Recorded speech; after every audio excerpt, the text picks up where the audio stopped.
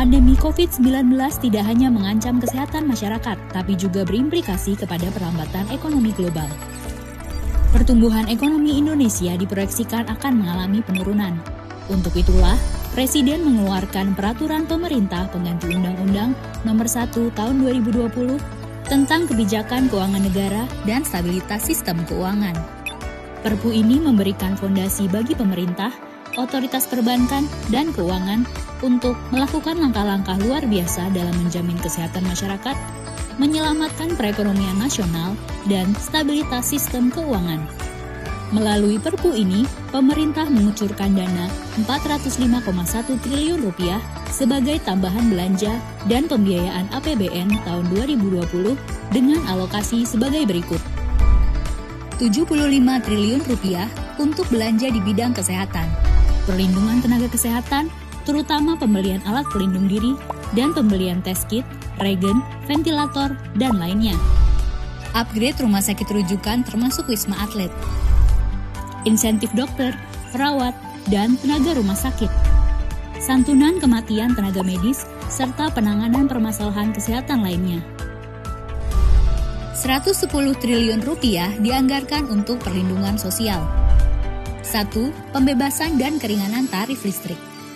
Gratis pembayaran listrik bulan April, Mei, dan Juni 2020 untuk 24 juta pelanggan listrik 450 volt ampere. Diskon 50% pembayaran listrik bulan April, Mei, dan Juni 2020 untuk 7 juta pelanggan listrik 900 volt ampere. 2. Keringanan pembayaran kredit bagi ojek online, sopir taksi, pelaku UMKM, dan nelayan dengan penghasilan harian dengan kredit di bawah Rp10 miliar mulai April 2020 melalui aturan yang diterbitkan oleh Otoritas Jasa Keuangan. 3. Cadangan Rp25 triliun untuk pemenuhan kebutuhan pokok serta operasi pasar dan logistik. 4. Kartu sembako, penambahan menjadi 20 juta penerima manfaat, Rp200.000 setiap bulan selama 9 bulan. 5. Program Keluarga Harapan, penambahan menjadi 10 juta keluarga penerima manfaat. Untuk ibu hamil, Rp3 juta per tahun. Untuk anak usia dini, Rp3 juta per tahun. Dan untuk disabilitas, Rp2,4 juta per tahun. 6. Kartu Prakerja untuk 5,6 juta orang pekerja informal serta pelaku usaha mikro dan usaha kecil yang terdampak COVID-19. Penambahan dari Rp10 triliun menjadi Rp20 triliun dengan nilai manfaat dari Rp650.000 sampai Rp1 juta per bulan selama 4 bulan ke depan. Rp70,1 triliun untuk stimulus sektor industri. 1. Stimulus fiskal.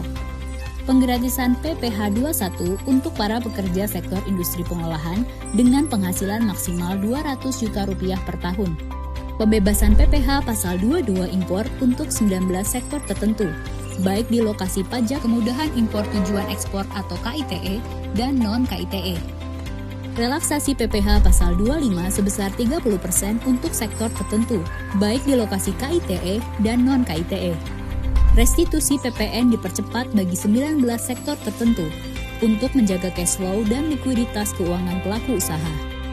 Penurunan tarif PPh badan dari 25% menjadi 22% untuk tahun 2020 dan 2021, serta menjadi 20% mulai tahun 2022. 2. Stimulus non-fiskal. Penundaan pembayaran pokok dan bunga selama 6 bulan untuk semua skema kredit usaha rakyat yang terdampak COVID-19. Menjamin ketersediaan barang yang saat ini dibutuhkan, termasuk bahan baku industri, dengan kebijakan penyederhanaan larangan terbatas ekspor, penyederhanaan larangan terbatas impor, serta percepatan layanan proses ekspor atau impor melalui National Logistic Ecosystem atau NLE. Rp150 triliun untuk pembiayaan program pemulihan ekonomi nasional. Mari bersama menghadapi tantangan kesehatan dan ekonomi akibat pandemi COVID-19 ini. Jangan lupa untuk selalu disiplin menerapkan jarak aman atau social distancing. Hanya dengan kedisiplinan, kita dapat mencegah penyebaran COVID-19. Kita bangsa besar, bangsa petarung, bangsa pejuang. Bersama kita dapat menghadapi tantangan berat ini.